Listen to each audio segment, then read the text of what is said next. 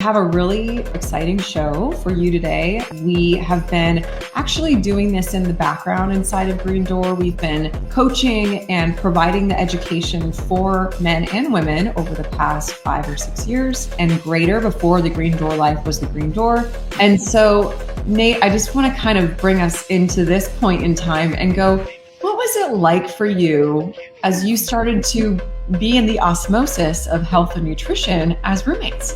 It was really cool because I was watching you as you were developing, as you were stepping up and increasing your awareness of health and coaching, the huge mental aspect. In fact, I think early on, that was the first real introduction I had to what it's like to coach, because I was watching you going through it and you were letting me know the process. There's the general physics and the general chemistry of our bodies and our brains, where you were having these very long talks and very long walks. I remember one time particularly, you mentioned having an older client who you guys would go on a walk for an hour and just talk about whatever. And then it would segue into the mental health and segue into the actual physical health. That was the most kind of unique introduction I had in that process for me. So I was like, this is interesting. Coaching people is a fascinating process, as well as just the chemical and the physics standpoint for the body. I think there's that misconception out there in the kind of health and fitness world, although it's changing really rapidly. Like the way of the future is you can't really be an expert in just one modality anymore. It's personal training or nutrition coaching or whatnot. It's kind of like you need the trifecta, at least with the mindset piece, and like, how do we actually implement this? And like, how do we actually coach?